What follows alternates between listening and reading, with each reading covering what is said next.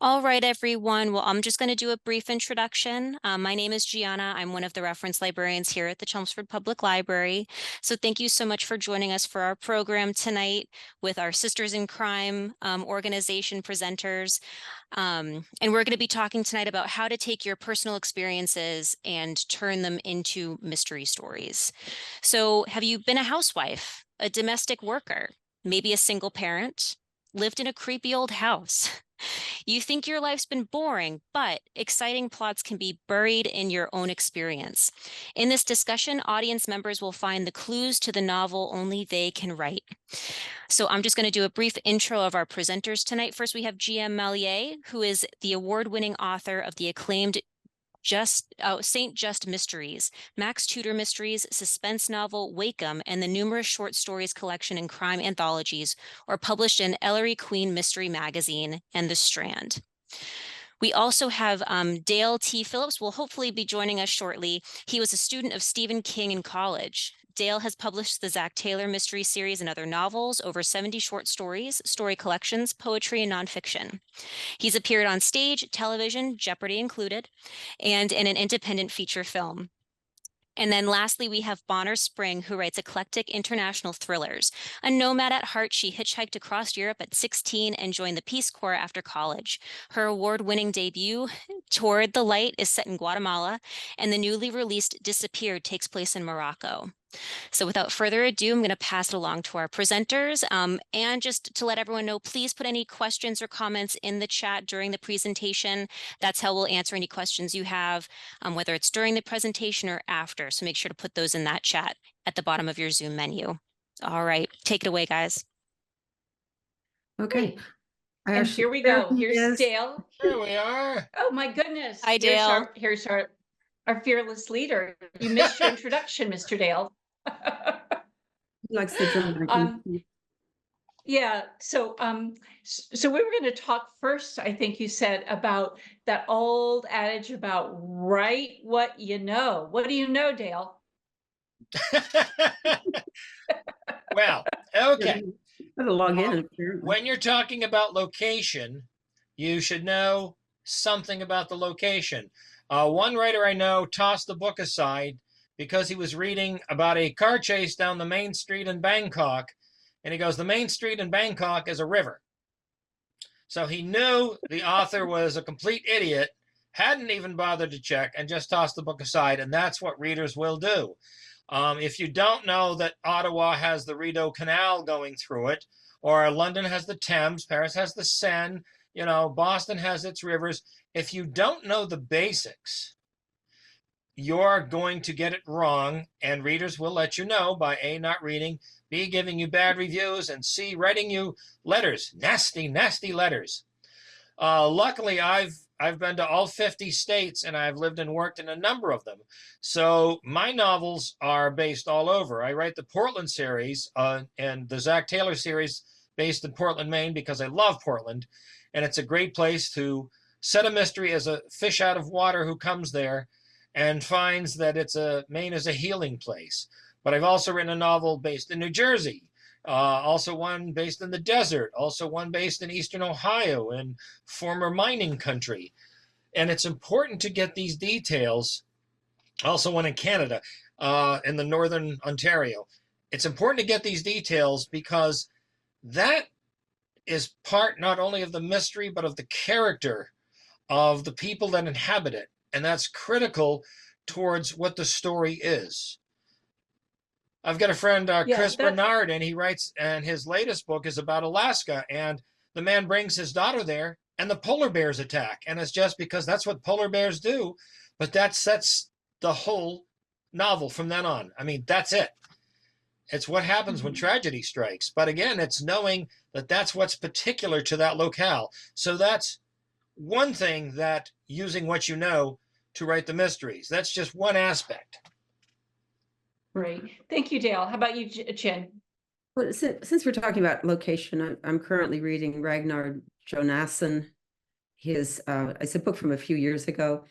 And I'm so impressed with the way he can create, he can describe Iceland, which of course is where he's from, where he lives, I think most of his stories are set.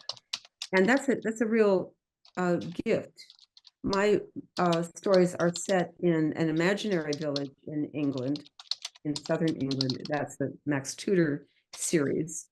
I will pause to show you. That's the cover of the latest one, number 8 in the series. Yeah. And Nice. it comes from having lived in England. I lived there 5 years. I visit as often as I can, going back there this year. But a lot of it is just that's where I want to be. And it's in my memory. And I just, I read the Telegraph and all the British papers. So I'm kind of steeped in it. So that's my research more so than living there, which of course is bucket list for me. I want to buy a place there and live.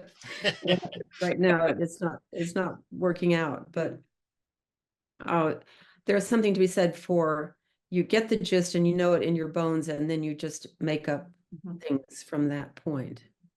Right. Yeah, I do Dale think, probably does yeah, this. what both of you have said about really knowing your environment, I think is extremely important. I've been really lucky in my international thrillers to have spent a lot of time overseas, and I can see that happens. I have to say that one of the best early recommendations I got was from someone who read my Guatemala story, my debut novel, Toward the Light. He said he read it with his atlas on his lap, so that he could see so he could see where everyone was going and how it was going, and it made a lot of sense to him. So what should we talk about next, guys? Dale, you have an idea? Yes. Getting the details right. I was writing, I went to the Manchester Museum of Art, the Courier, and I saw a painting by Edward Hopper, one of my favorite painters. And I've written a series of stories based on Hopper paintings. This one was called Bootleggers. And it's this large canvas of 3 men hunched in a boat just offshore. And on the shore is a kind of Norman Bates looking house with one light in the upper window and a shadowy man standing on the shore looking at these 3 characters hunched in, and it's just called Bootleggers. I wrote this great story about this, and someone who read it said, oh, if you're talking about bootleggers off the coast of Maine and Prohibition, you need to mention Will Frost. So I did some research. Will Frost was this fantastic boat builder called the Wizard of Beals, a place in Maine, and he made these boats that were so good that all the bootleggers and rum runners wanted one because they could outrun the Coast Guard. So I put that detail in, and I actually was contacted a couple of years later by a woman who said, how do you know about this? And I said, well, I heard about it. I did some research. She said, I married into the family, the Will Frost family, and they still make boats there. And we were just so tickled to see that detail being remembered in your story. And I went, that's lovely. That's a wonderful thing. Yeah. I saw That's that exhibit. If great. you're talking about the one in near Gloucester, I went to the Edward Hopper exhibit last year. I don't know if that I love Hopper's paintings because they're all beautiful stories. I mean, it's such a prompt. Just looking at one of his paintings goes, well, I can write a story about that. It's very evocative, really. Yeah. Writing what you know what those characters could be seeing and feeling. You can create something around what you see on the canvas because there's a story. And to me, that's a wonderful thing in 2 dimensions, to be able to create a story about people in just 2 dimensions using paint. It's just fascinating to me. Yeah. Yeah. As a person, maybe he had some flaws, but he could really paint. Yes, I said, yeah, all of them. Picasso, Hopper, they're all, even Oppenheimer. Right. And that's just painters. It's not authors, right, guys? So we're all right. really Authors are lovable. always just the best people. Never any problems. They always treat their spouses and lovers well. Right.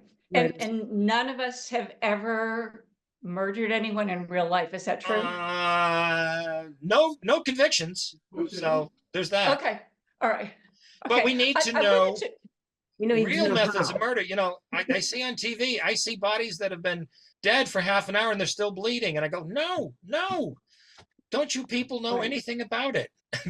It's like, I want to write an article. It's like what they always get wrong. They usually always get, the murders wrong, the fight scenes wrong. They always get sword fights wrong. And as a sword fight aficionado, that's one thing, using what you know.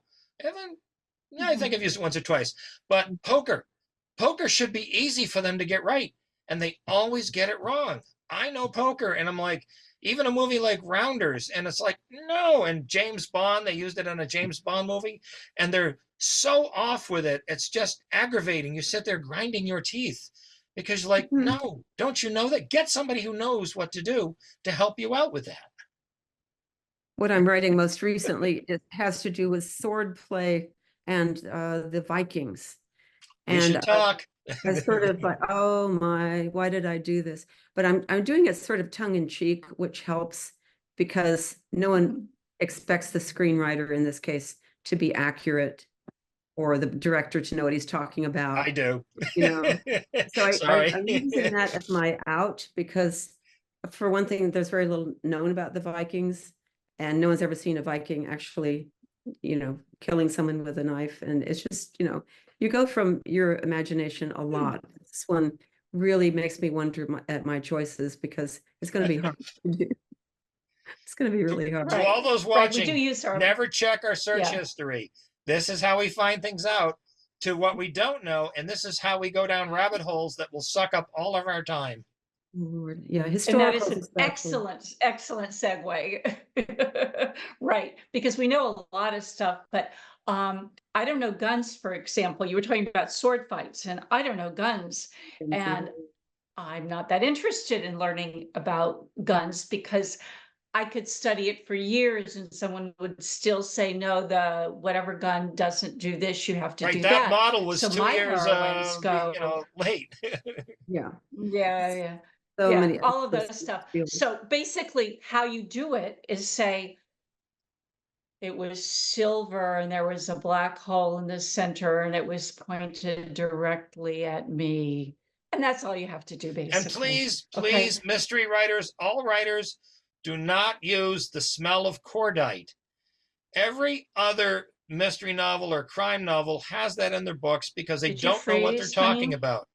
Cordite has not been used since World War II. It was used in ammunition, and it's not used. And people are still using it because it sounds cool. The smell of cordite. But it's like it's one of those details that anybody who knows just like throws the book away because it's like, you really don't know what you're talking about. And that's why, again, using what you know is so important. And what you don't know, at least find out. Yep. You have to be careful. I use a lot of poisons because I read a lot of Agatha Christie.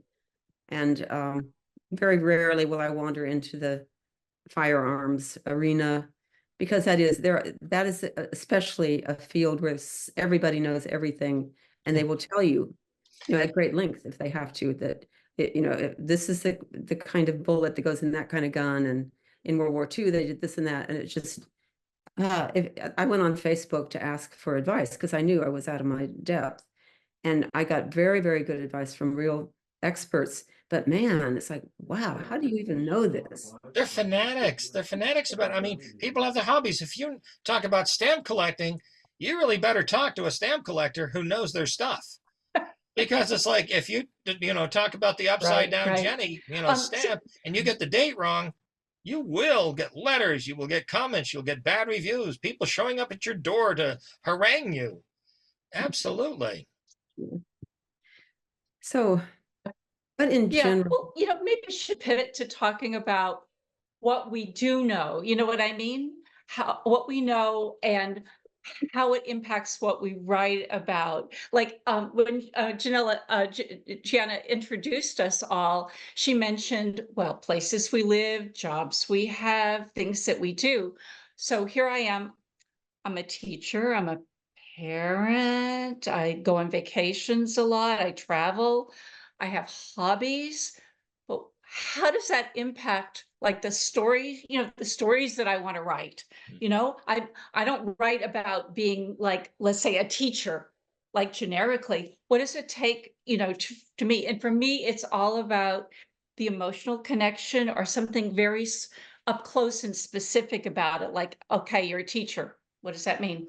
Well, one thing it means is what we've been talking about before, and that was a good introduction, that it's knowing the details, like we've all said.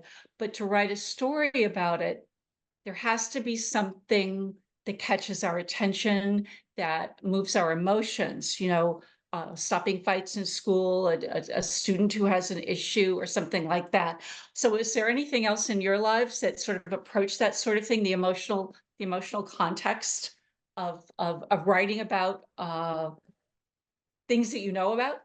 Yes, and working so many different jobs and quite a variety of jobs all over, I learned all about society and working in resorts also, seeing everybody from the lowest on the ladder to very rich people and understanding how the strata of society interacts Mm.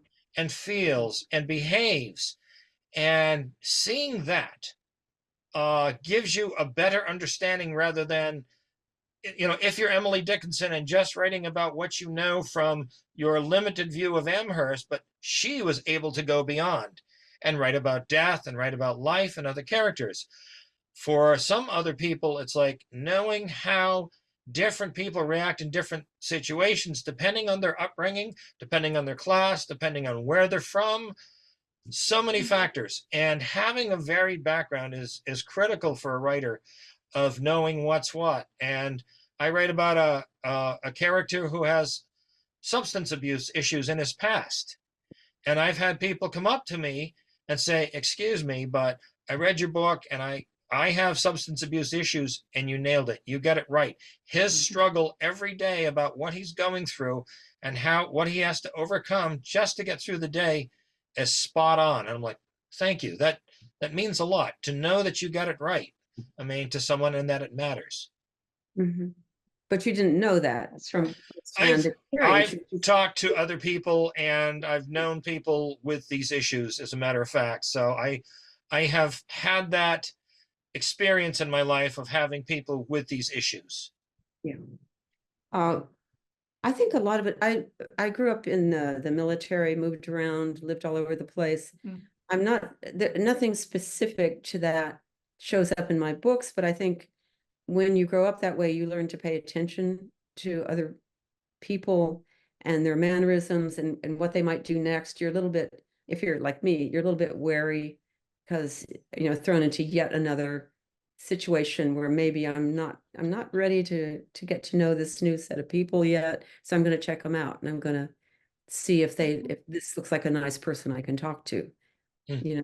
I think that's part of the thing. I think reading a lot, I think there's no question we all have read our favorite authors and maybe wanted to emulate them and notice their little tricks of observation, all that sort of thing. I was a big fan of Robert Bernard. I'm not sure if anyone knows who he is anymore. I mean, he's been gone a while, but he was just this terrifically amusing British author. I have a thing about British authors anyway. I just We can tell. yeah. But their use of languages is so, starting with Shakespeare, they never, dropped that standard somehow. It's just usually very funny wordplay. Well, that's the thing with Sherlock Holmes, because he would know something about an obscure detail that the reader would not know, but he would go, "Oh, the length of the ash on the cigar was X long, so I know he was sitting there for 12 minutes, so he couldn't possibly have been there." Or he knows something about such a fact that it's almost cheating for the reader, because they're like, "Well, I wouldn't have known that. How would I have known that?" And the inferences he makes from that are almost magical, which is what leaves, Watson so dumbfounded. It's like, but again, he knows it, but the reader doesn't. So it's important to keep that balance if you're introducing something. Someone I had in a class when I was teaching at Cape Cod Writer Center said, "Oh, I went to the Stetson factory and I can talk for 3 days about Stetsons. How much detail should I put in the story?" Oh, there you go. And I go, "Well, okay, put in one really good detail that nobody else knows that makes you sound like the authority. Mhm. One good detail, is sometimes all that's necessary. And you got all those 3 days of talking about it that goes into one line. Yeah. Right. Please don't tell That's us more actually than that's the one line. Yeah. right. That's very So, hard. so When is the takeaway from that something like, write what you know, but don't write too much. all Oh, you know, about leave your everything you research know. on the computer and put in Thank you. just enough to make it matter in the story. Yeah, An expert. that's right. Yeah. That's Yeah. great. Well, That's very mm, I wanted to talk about my experience with what I know, and how Drugs. it actually could. No, that wasn't going to be my answer, Oh, Dale. sorry. No, it's, I expect that the three of us, and pretty much everybody listening to us here tonight has had the experience. Oh, I don't know, you're driving from your house to where you work, and something weird happens and you go, oh, that's weird, that's interesting. I'd like to write about that. We can't write all of those stories, right? None of us can write all of those stories. But what is it that makes the emotional impact that turns something that's weird into a story? Okay, I'm going to very briefly say that the very first short story I ever had published came from this very one small thing. So I want everyone here who's not a writer, who's thinking about writing, imagine this. I'm driving to work. I'm getting on Interstate 95 at the entrance that I always take. And parked just before the highway is one of those nondescript white transit vans. And a man has gotten out of the transit van and he's picking up a metallic sign, the kind of thing that people stick on the sides of their cars, to say their business name. And he's picking it up and he's putting it in the back of his van. And I thought, this man is going to commit a crime. Mm-hmm. Okay, you guys are nodding at me. Yeah, this man wants to disguise his van by looking like something else when he commits his crime. And that's the small things sometimes that sets us apart, right? Do you have anybody have a story about that or anything? Well, first I would hide the license plate also, just put your mud on it. That's true. Yeah, I didn't see the mud part, but I did see the picking up it was a purple and gold sign.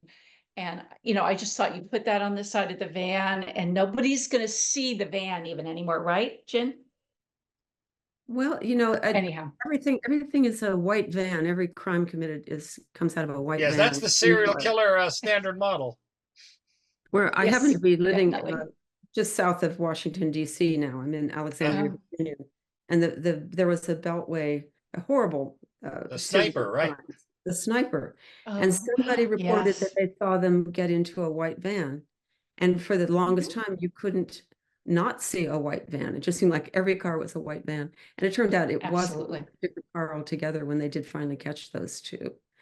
But yeah, it was remarkable, the proliferation of white vans in everybody's imagination. Also going to like Lowe's or the hardware store over a parking lot, and sort of doing this marine maneuver to not be, easy to train sights on. That was the weirdest thing, but we were all doing it. So thank God they caught them. Yeah. That's Well, I right. had a writing prompt in a writing group. He said we all should write a story titled "The Easiest Man to Kill." And I went, oh, absolutely, I'm going to write a story about that. And as I was turning it over in my mind, I was thinking about a song by Tom Russell, which is about the death of Bill Haley of the Comets. He died in a small border town in Texas in total obscurity, and his last days were drinking and possibly mental illness or something, and it was bizarre. And so I wrote this story taking what I knew about the death of Bill Haley, the location, the time, the feeling, and of what possibly might have happened. And I put that in to the story, and it's great because it's somebody who blames him for something because of his rock and roll explosion that he sparked. somebody blames him for bad things that happened. And if they're coming after him, but it's at the end of Bill Haley's life and he's already killing himself with the alcohol, with the everything else. So the man says, it was the easiest man to kill. And Okay. why bother? He was already killing Because you want to be the agent of their destruction. You want payback. You want Mm. closure. You don't just let them, you do it. And because it's quicker and it's you doing it rather than them letting the natural order of things take over. Hmm. And again, that's what revenge is in the human heart. I've got a lot, know a lot about revenge and anger, so I use that in a lot of my stories. We were at a conference once and people said, oh, mystery writers, they always write about what they know. So Hank Phillippe Ryan writes about an investigative reporter who solves mysteries. And Steve Ulfelder writes about a race car driver who knows about cars. And they turn to me and I go, I write about an angry ex-convict alcoholic who wants to kill people. And they look at me and everybody moves away. But that's what we do. That's Right.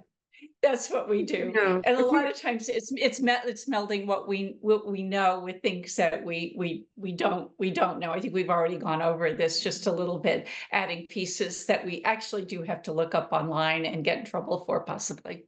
the wisdom to know the difference. I mean, really, I find myself Thank you. writing something and then I'm in the middle of a sentence and I think, I really don't know what I'm talking about here.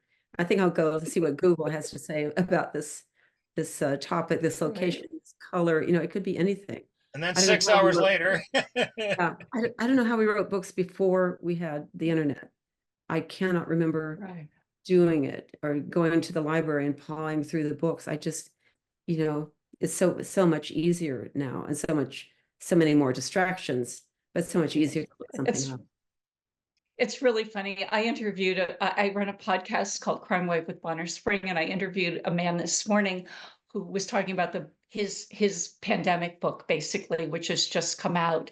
And he talked about, and his whole point was being at home, and he couldn't go anywhere, and he didn't talk to people, but he had his computer, and he looked up everything, on the computer. What did we do before Google?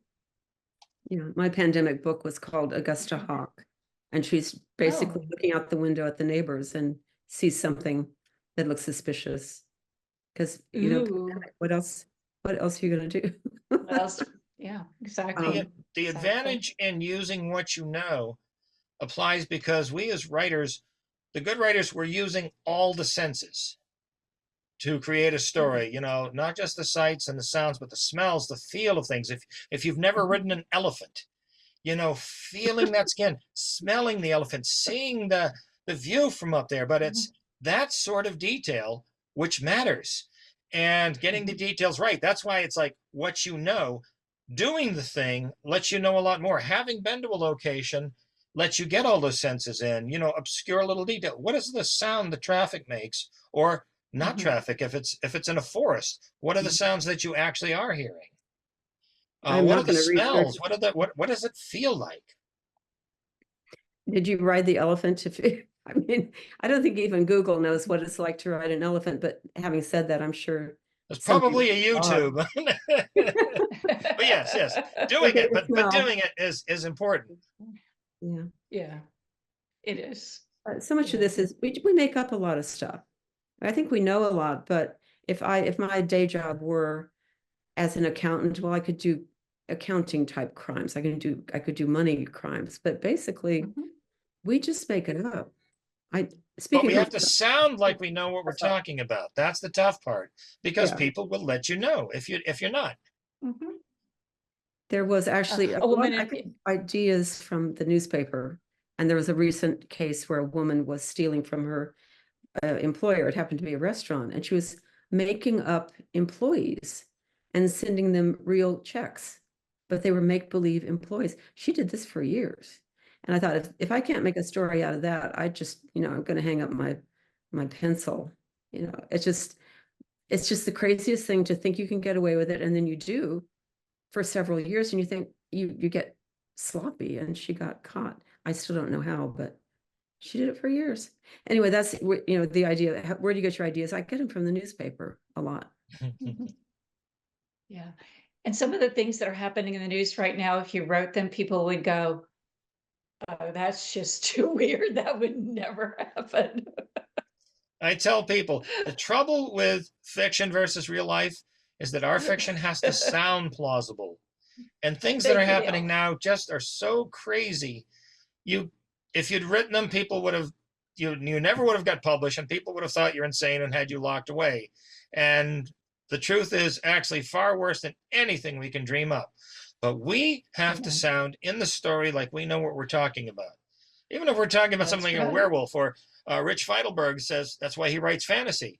But you need to know the memes and the tropes of dragons. You need to know what this sword and sorcery genre is like, what people are expecting in the story, what kind of magic system are you using, and it should sound plausible, not just anything can happen. No. In good stories, the magic has rules. Okay, there's certain rules you must follow. There's certain themes and tropes that you have to listen to and at least acknowledge, and either go with or go against. But writing what you know, if he's writing fantasy and he gets it wrong, people are going to let him know. That's it. And that's an excellent segue, isn't it? Because each of the various subgenres of what we're talking about mainly tonight, mystery, suspense, thriller, has their own expectations. Jen, are you writing mainly, you call it police procedural mysteries? Yeah, it's a traditional mystery. Traditional. Very much inspired by Agatha Christie. And definitely I've read all of her stories at least once, probably twice. Yeah. And you have to, because she thought of all the plots ever in the world. And the best you can do is try to, spin a different plate, just slightly, different. But she really thought of every possible construction for a mystery. She hasn't been replaced. I'm still the biggest fan. That's right. Well, my Zach Taylor series, because the character is an amateur sleuth, he does not use a gun, but he goes up against people who do. So I thought that would make a far more interesting series, because in too much mystery fiction, somebody whips out a gun and all the problems are solved, all the danger goes away, and they win the day just by whipping out a gun. I'm like, that's not how life works. Not at all. I've not been in a situation where that has actually been the case. However, this character is experienced in the martial arts. And again, he's got a good reason for being that way because of his past story, his backstory. He got into the martial arts to try to control his anger, his guilt, his emotions, to try to stop from being so angry and wanting to hit people all the time. And that has led him to this lifestyle. But again, you need to have, if you're writing the fight scenes, people say, wow, your fight scenes are so cinematic, they're so real. It's because you've got to know what you're talking about if you're writing about the martial arts and a good fight scene.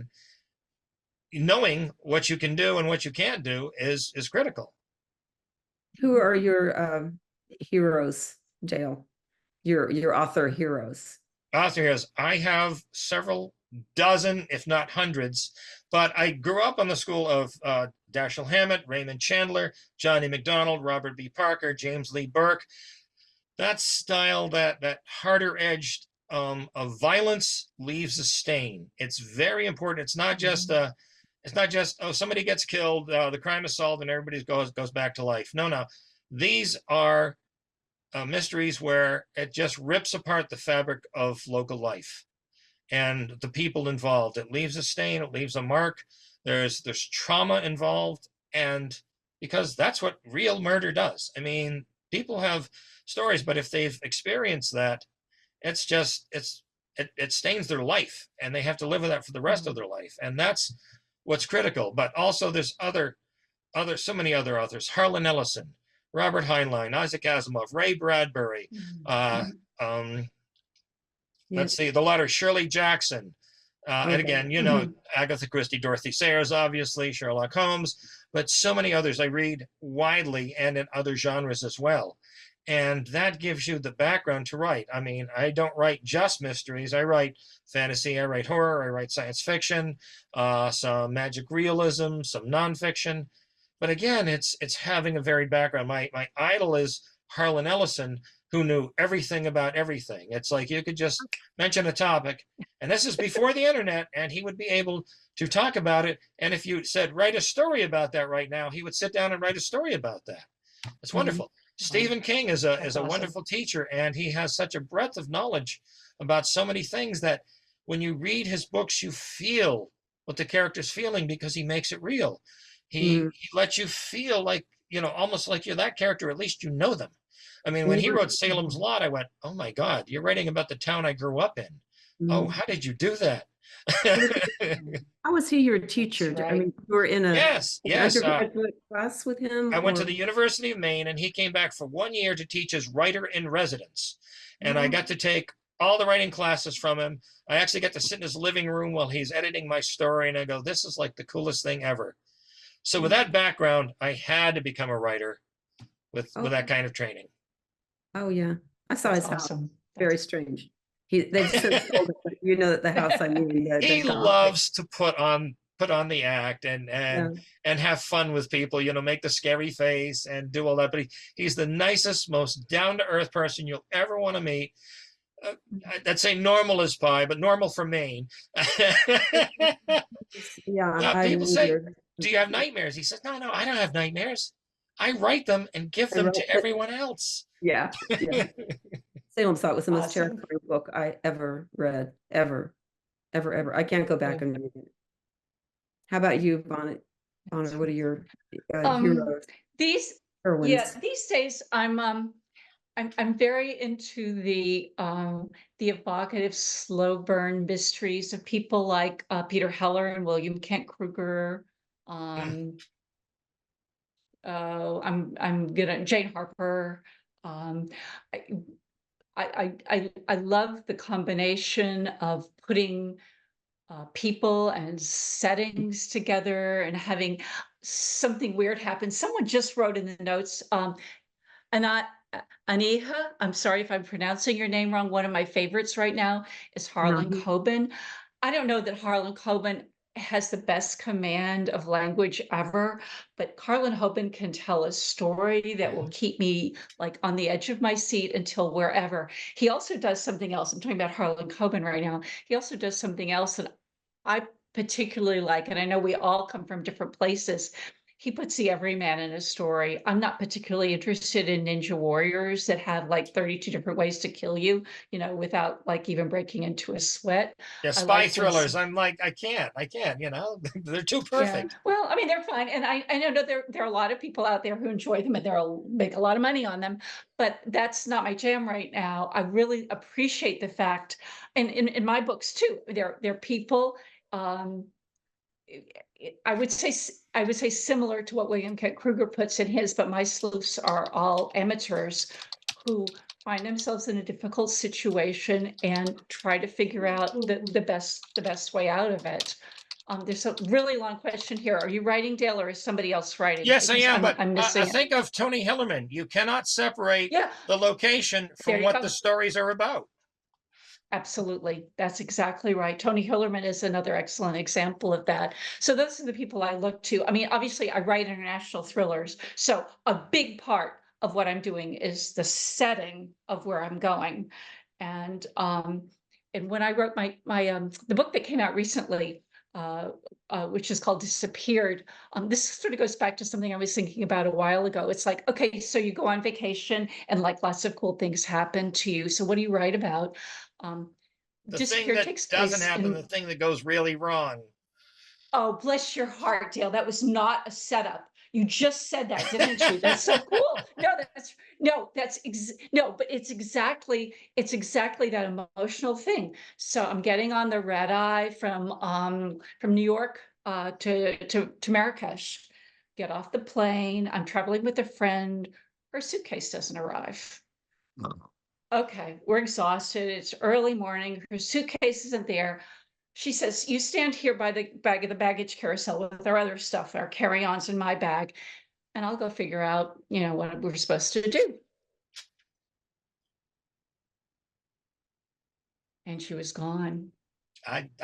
Definite. We can start from there. Okay. That's what happens. Okay, I don't speak Arabic. I mean, my French is decent, but and everybody is this. They're not playing the rules. I mean, the guys with the tan suits and the carts loaded with 30 suitcases are rolling past me, and my friend doesn't come back. Okay, she comes back. Fine, we have a great vacation, but everything else that happened in the 2.5 weeks we were there was filtered through the hell would I have done? You know, what's going on Yeah. here? And that was the story of, hello, what's the name of the book? Disappeared. And that's Okay, what it people didn't ask us happen. where our ideas come Right. from. It's And like that's exactly where the ideas, twisting but life it 90 was, degrees. there you go. Exactly what it is. It's like things happen to all of us. Those of you who are listening, who are writers or who are thinking about writing, it's like, look at, it's the what ifs of life, Sally What if Milliken she wants to hadn't come know back? if we have suggestions to help with writing good historical mysteries. Historical. I saw that, and I don't know anything about historicals. You go. Research, research, research. Yeah. That needs to be at least your hobby, if not your obsession. If you're writing historical mysteries, know what they ate, know what they dressed with, know how they lived, know how they spoke, know what their aspirations were.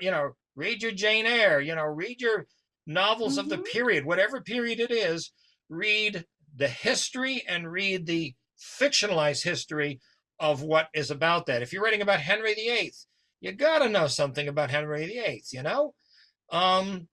Yes, talk to research librarians because they know everything. They are absolutely the They people know to talk everything. Okay. Oh, and you know what's really cool though? The 60s and 70s are now considered historical. Just saying. to. And I live them. Oh my God. Yeah. I'm That's ancient good. history. Someone Autumn Yeah, that we wants to are. know if we've Okay. ever been reined in by an editor for adding too much life detail, or chastised for adding too little, and if it was educational. Yes, I've had editors say, "Oh, the readers won't know this word," and my response is, "Well, they should look it up then."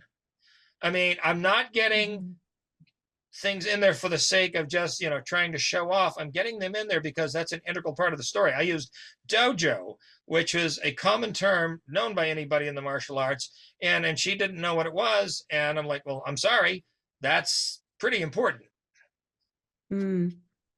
I think the weirdest thing most my editors haven't really commented a lot on my books. They tend to pass through, but I had this weird exchange with I better not name names, but they thought the chapter was too long and wanted me to break it into 2 chapters. And I disagreed. I think mainly because I just didn't feel like renumbering all the chapters. I mean, I'm just evil, but it just became a thing. And I thought, why are we even, it doesn't matter, just change the chapter numbers. Okay, I'll do it. But that was the most severe argument that ever came up. I was hoping for more, I'd have to travel to New York and discuss the plot points and stuff. It just really never happens. Not, That's good. If you're not I fighting with your editor, that's a good place to be in. I think so. Yeah, I don't like to fight. Yeah. Fine. I'm taking the I tend to. about Go ahead. the unreliable narrator. Can we talk about Oh, yeah. Yeah. back to Agatha Christie with the one book she wrote that was so sneaky. Roger Rabbit. Roger Ackroyd. No, Yes, well Roger Ackroyd. yeah. Oh yeah, absolutely. That was probably the king of unreliable narrators. But this one was called, it was 3 words, and now I've blanked on it. But you never guessed until the absolute very last chapter that this guy was the crook. You just never saw it. She was so good, not maybe at hiding his emotions, but not allowing us to see anything but the surface of what he said and what he did. And underneath it all, of course, it meant something else. It's a hard act to pull off because the reader should not feel cheated, but should have that dawn of comprehension, like in The Sixth Sense, and go, oh, I should have seen that. And then that's the revelation that makes the whole thing matter. How could I miss that? How could I miss that? I do think there's been a lot of cheating in unreliable narrators lately, Yes, and that yes. might just be my my snarky update on it. It's very popular. Ever since Gone Girl, we've been deluged with them. It's a whole thing now, and some of them are excellent, you know, whatever. Right. It's the fair play is what's important, as you suggested. I didn't understand Gone Girl till I saw the movie, and then I went, "Oh, now I Well, understand the book." I didn't like it because, again, I'm like, why do I care about these self-obsessed yuppies? And if I don't care at the start, I don't care to spend that much time with them. If I'm not emotionally invested in something of the characters in a book when I started out, the plot, the characters, the story, something, or the writing, it doesn't make it to the end. I mean, we use a critical filter. Not every reader does, but I think readers will like, if they read a book they don't like, they will toss it aside. We have, unfortunately, an advanced filter that really screens out a lot. I mean, a lot of books just don't make the cut. Yeah, I have given up on books lately. I never used to do that. It was a code of honor. I'm going to finish this book. I started But reading. we only have so many Yeah, books left in us. We have to do that. exactly. I don't have time if you haven't grabbed me Yeah. in about 50 or 100 pages. That Girl on a Train, I really invested in the character, knowing how vulnerable she was and how messed up and how she was missing everything because she just wasn't there to pay attention. Which is a great lead into the question that Leaning has is, how does a writer handle the experience of emotion and perspective? She struggled with abstract descriptions of emotion. As a kid who loved reading, could not match the psychological and physiological experiences about the emotions, and even as an adult wondered about different sensations, which, how does writing an unreliable narrator go about conveying this information? See, that was a perfect lead-in. Thank you so much. Yeah, right. I don't know that I can answer Well, that. I mean, yeah, I mean, Jen gave the perfect answer to that, is that despite the unreliable feature, the narrator has to be someone that one can relate to at some level. Yes, not not a psychopath, not someone who's plotting, or you think they're plotting to kill their husband or their wife or something like that. That'll work in short You know, stories, but for novel length, it's much tougher to pull you know, off. that's a good point. Short stories have you know, you're in and out of someone's head in 17 pages, which is a hell of a lot different than 300, right? Right. Different skill set, isn't it? How And short? that leads us much to all of Anani's my question: how long should a chapter be? How short is too short? And should you have chapter numbers or titles? I love titles. I do not prefer chapter titles. And I've been reading a lot of manuscripts lately that title every chapter. I'm like, no, just title it, and I'll get it in the text.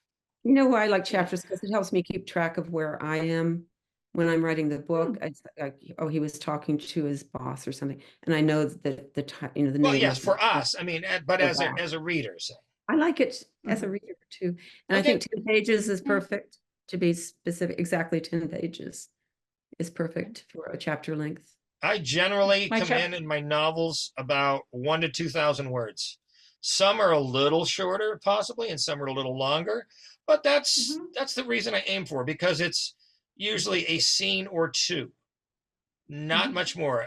Chapters can be broken down into scenes. What's important? What's driving the story forward? What are these characters wanting? And then if you're changing drastically, I know a lot of thriller writers, sorry, Bonner, like to jump, you know, even within chapters of here to here to here to here. They're head hopping, they're location hopping, they're time hopping. It's like, I don't prefer do that. You I don't. never Good. do that. Good. Ever. You are the good writer. Yes, I am the good writer. I also don't use titles. I just use chapter numbers, and my chapters run 7 to 8 pages. I lead about a 1,500 group words right now. Yeah, about. And I don't count the words so much as I count, kind of just like what you were saying, Dale, a scene or two to get us to move the story along just a little bit. I have one guy who writes regularly 4-page chapters, which I find too choppy. And at 10 pages, I think they're running a little bit. I think they run a little Yeah, bit. Patterson has his slow. 3-page, Yeah. 1,000-word, Yeah. or if Yeah. that. Yeah. Yeah, that's Yeah, not my exactly. style.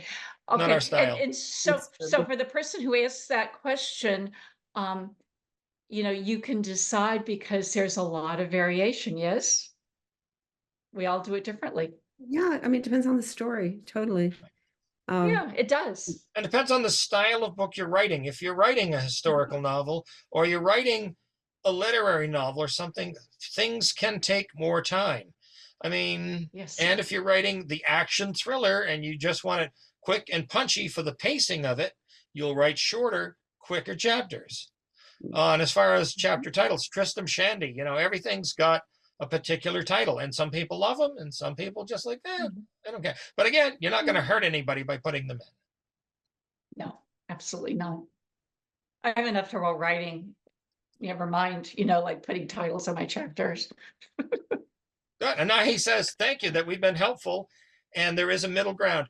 And I write what you want to. The great thing is there are no rules.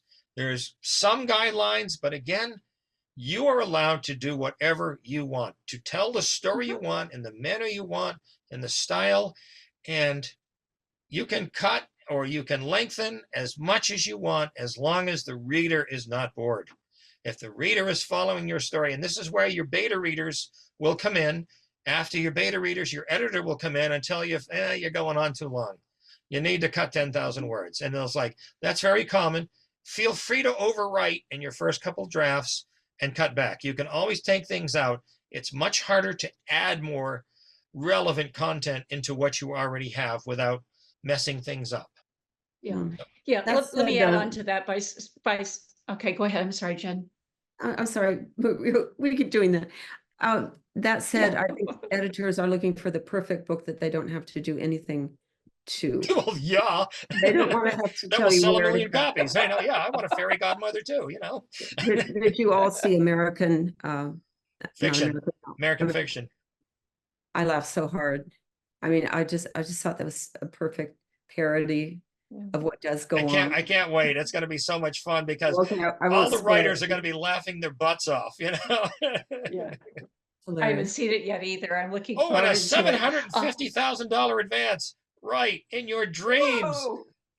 I actually know one writer who she actually made over $1 million on an advance for her debut novel. I will not mention her name, but oh my Lord. It can happen, but it's winning the lottery. It's like it's winning the lottery. Whoa, it's exactly what that's great. To Ania's question, Anahi's question. My debut novel was, in its published form, started on about page 82 of the original first draft. All right, and that's maybe more information than you need to know. But a lot of us start out by explaining everything we can.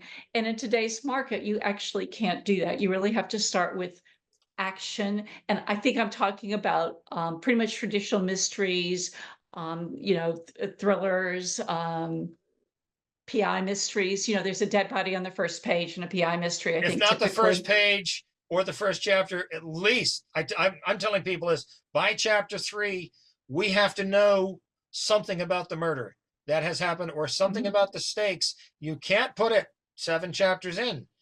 Not anymore. We can't do Charles Dickens. He couldn't get published today. Oh, that's right. Right. He absolutely couldn't. I tell that to my writing classes sometimes. It's like you don't have the carriage going up the long and describing driveway. The entire street and the city and all the people who've ever lived in the house and why this person is coming there. It absolutely cannot happen. I had the very good fortune to have a really good agent who I pitched to send me a nice letter in rejecting becoming my agent, saying 2 women trying to find their hotel and getting lost is not thrilling. Yes, it is. If you're in a foreign city without speaking the language and you see 3 dangerous people smoking on the street corner as you pass by, yes, it is. Well, the way I was writing it was not particularly thrilling, according to Josh Okay, Getzler. but it can be. But again, and that's sort of the point. We just don't have the luxury of doing it. We pretty much have to get into the story in media res so that the reader is engaged in it. And I think people who are writing today understand that. And Yeah, I Barbara think that says, to note, it's not a Charles Dickens was formula. paid by the word, which is why he could write so much. But he also knew what he was writing about. I mean, even when he's talking about Magwitch in the graveyard, uh, you had that feel. When he's talking about Miss Havisham in the mansion, you felt it. You were there. You could see it in your mind. And that's writing what you know. He was a genius, yeah. Yeah, chickens. That's also Charles Dickens, but for short, chickens got paid by the word. Yeah, I suppose there's something to that. But on the other hand, all this sounds like, oh, right, to some formula about body on page 3. Can't do that either. It's, our Not formula, no, a job is to guideline, a entertain. guideline. Get some action going, show some stakes. I always tell people, orient them, put that one tagline, London, 1830. At least let them know the time and place. So to help them into the story. I mean, you can do it in the story, but don't make the reader ask questions in the first page or two that are like, pull them out of the story. I tell them a story should be a very smooth ride. You don't have potholes, you don't have speed bumps, you don't have twists and turns. One smooth ride, and the reader should be gliding along and realize that they can't put this book down because they're so invested in the story, they just can't stop. That's great. And again, writing what you know, we read a lot. Writers read so much, and we know what's good. You develop the ear and the eye for what's good, what's not good, and you know that when you've written something that sounds like some of the good stuff you've read, that's when you're solid. And when you're not, when you have somebody read it out loud, it'll sound bad. If it's bad, it's going to sound bad. And you're like, ooh, did I really write that? And that's the going back and the editing. It's a process of always correcting. You cannot edit a blank page, but you can go back and improve what you've done. But don't improve forever. Sometimes the story's got to get out, and the perfect is the enemy of the good. You cannot write the perfect novel. Even Hemingway couldn't. Nobody could. Nobody ever has.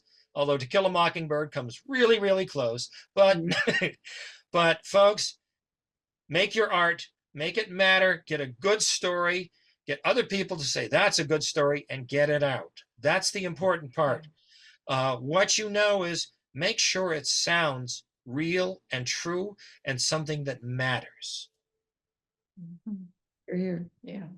So Bonner is asking any more questions, folks, because I think we're going to have to wrap up very soon. So I think 8 o'clock.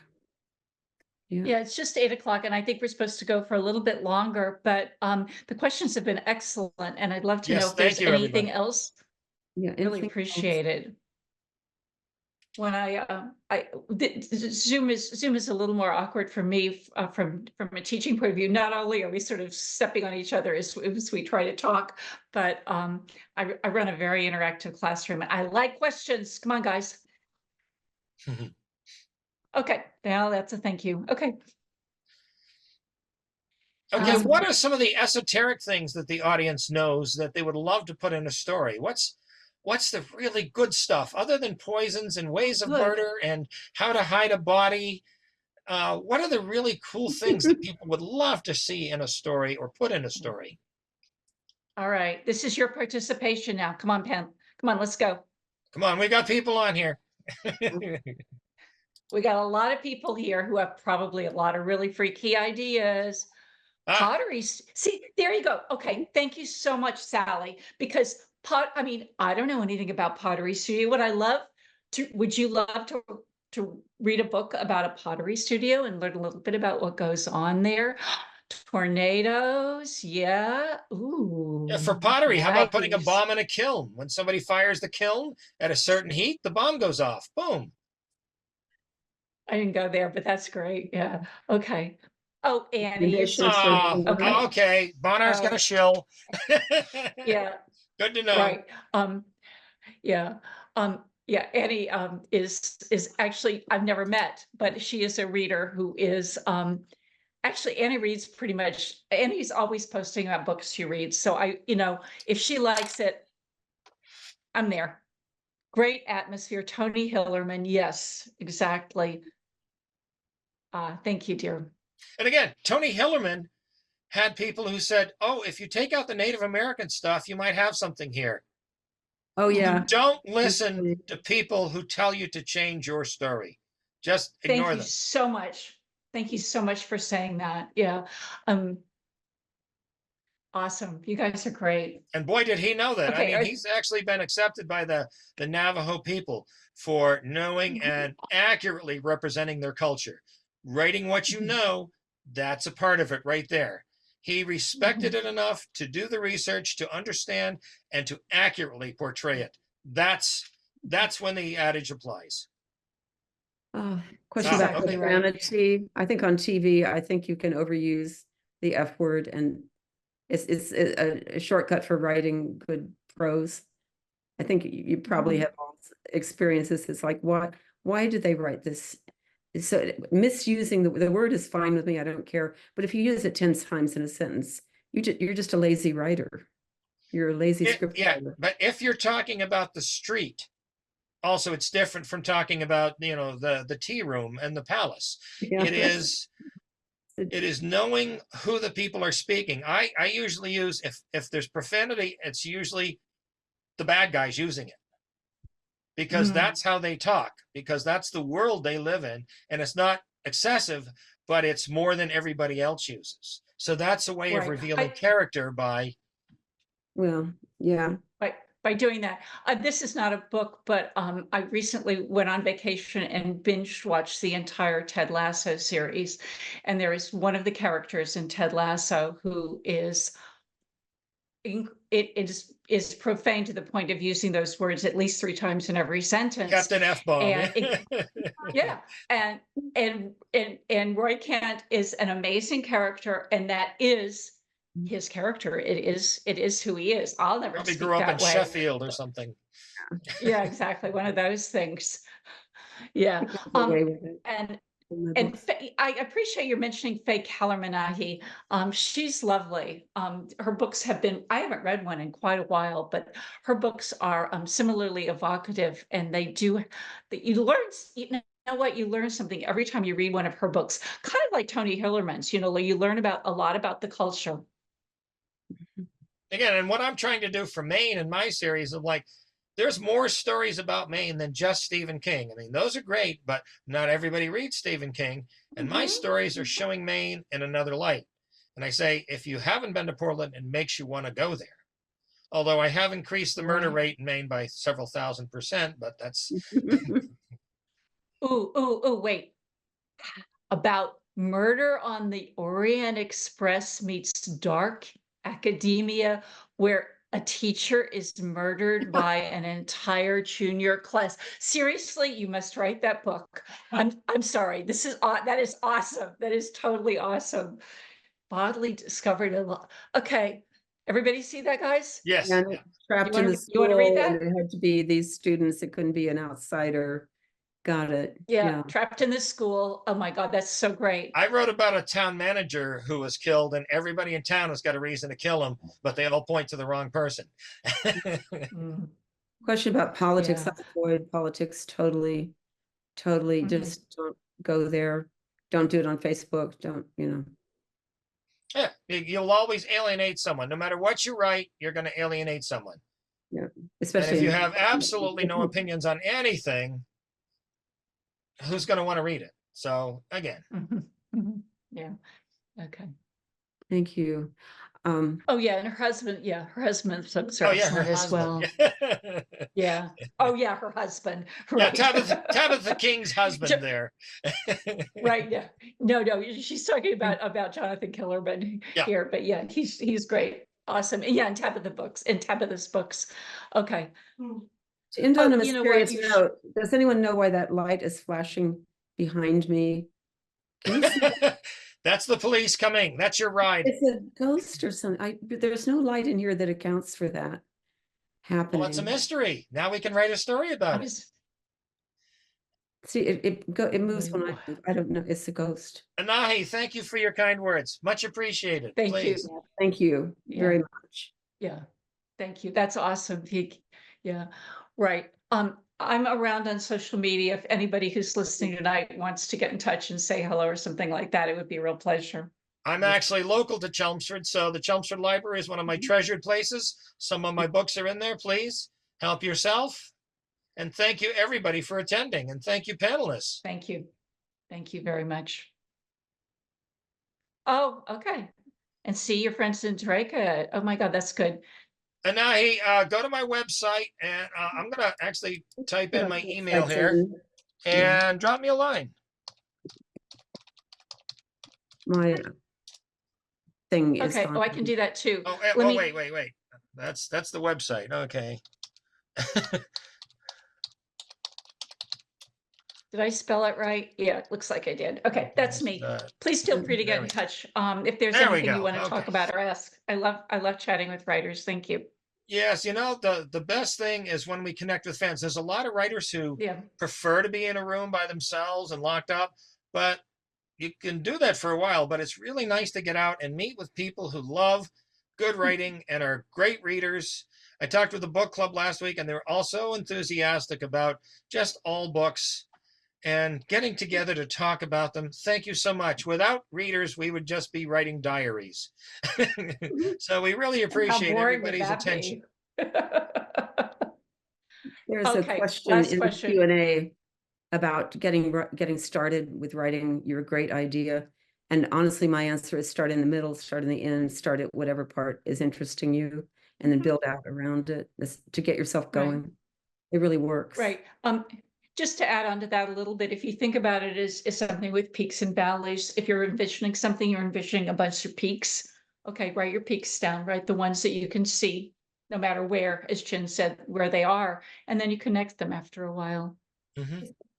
How many hours a day do we write? From 0 to 6, I'd say. Yeah.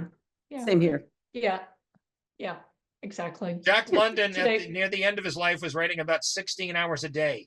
And he was selling all the stories that were not being bought when he was starting out. And he was really peeved about that. If you read Martin Eden, it's like you'll understand where he was coming from. It's like, I'm working so hard and now they're buying it all. But they didn't buy it before when they didn't know my name. Changed, yeah. But I can't sit at a desk for more than 6 hours. I just physically, it's tired. One needs to get up and walk around. Yes. Yeah. That's absolutely. Some people say treat it like a job, start at 9, stop at 5. And I'm like, most people aren't that, not diligent, but or disciplined, just aren't going to do it for that long. Like you say, it does. You got to get up, move around, do other things. And that's, you got to get your subconscious working. You can't just get your conscious mind working.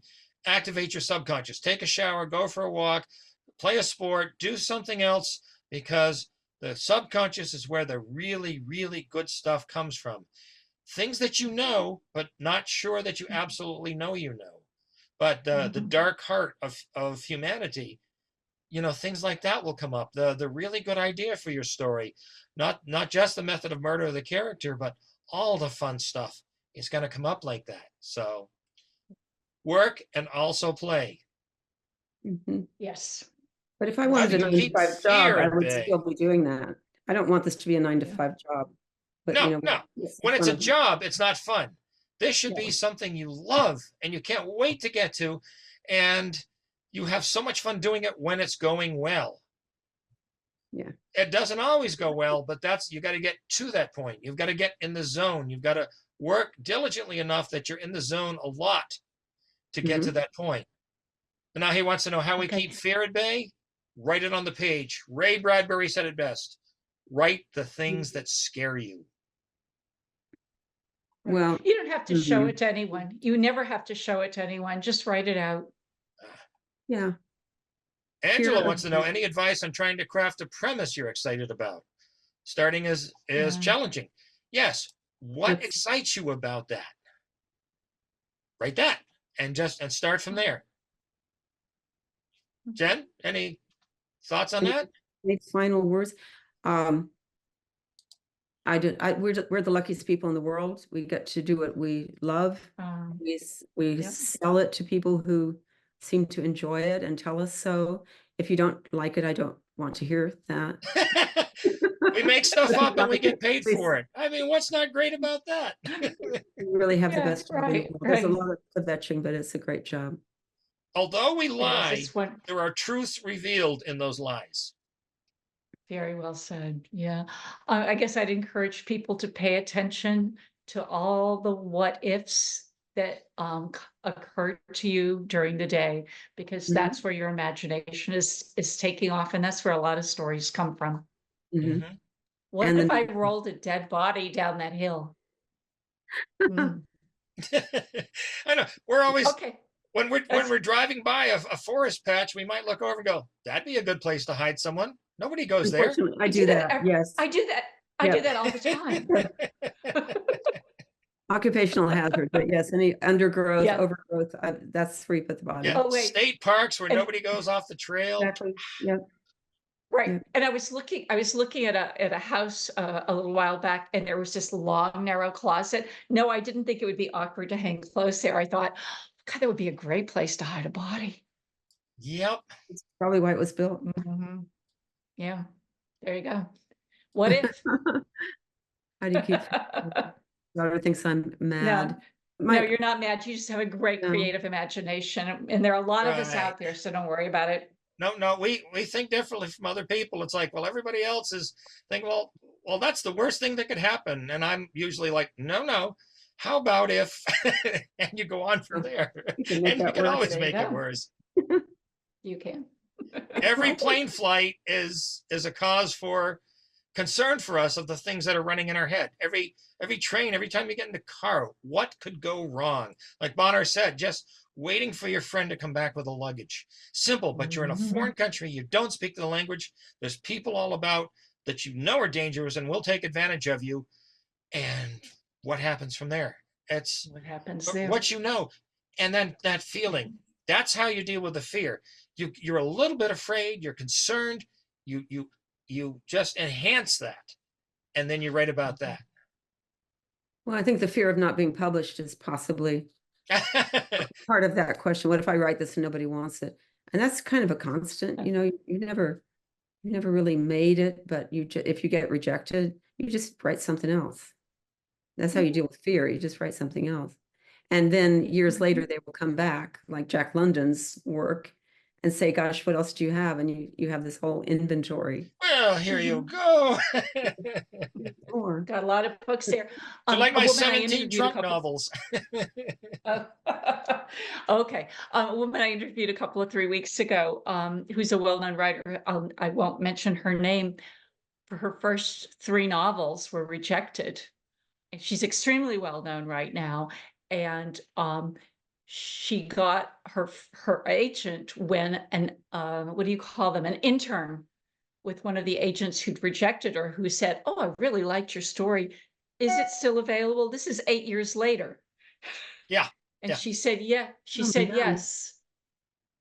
And that woman brought it. And this woman has 17 awesome books out right now.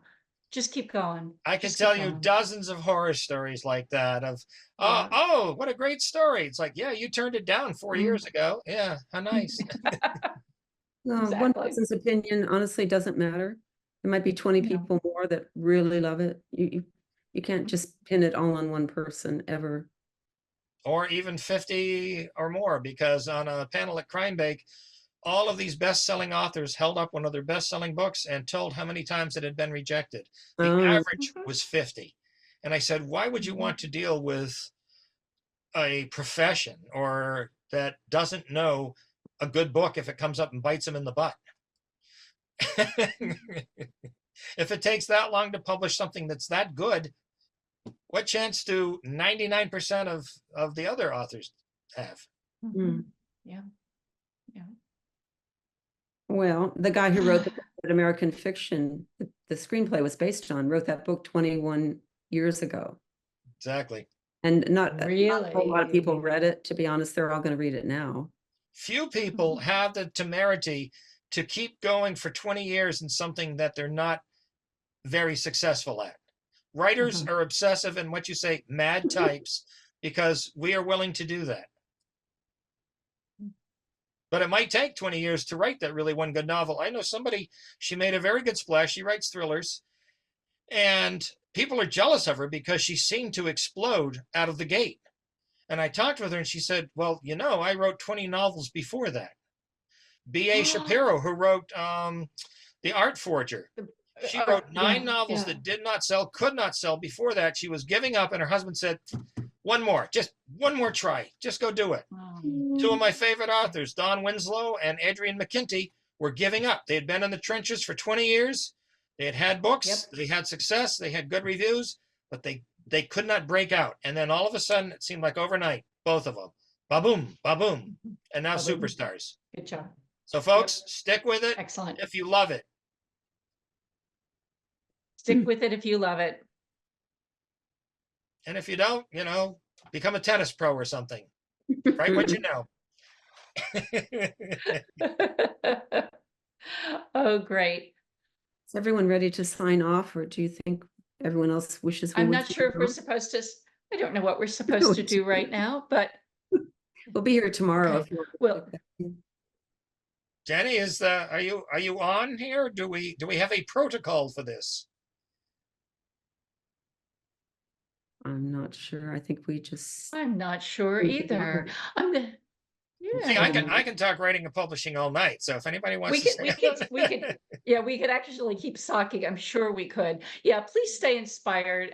You know, if there's ever a time you can't do it, don't do it. But keep on keeping on when you can.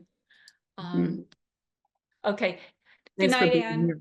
Thank you guys for coming. Everybody for Okay. being here. People are slinking away into the darkness. Yeah, we're losing darkness. a bunch of people. Now, see, that's a good title. I love Slinking it. away into the darkness. Good going, Thank you, Larry. Okay. Thank you very much. Thank you all. Thank you. Thank you all. And Well, remember, which- reviews are really helpful to authors. They cost you nothing, and good reviews really help author success. Thank you. Thank you. Good Well, night, what should we do here, guys? I'm just Good going night. to click the leave button. Okay. We're all Okay. leaving All you, right. Bonner. All right. I'm going to leave. Here I'm we going to go. leave too. I'm not Here we going to stay here go. by myself. Are you And kidding me? 1, 2, two, 1, three. 2, 3.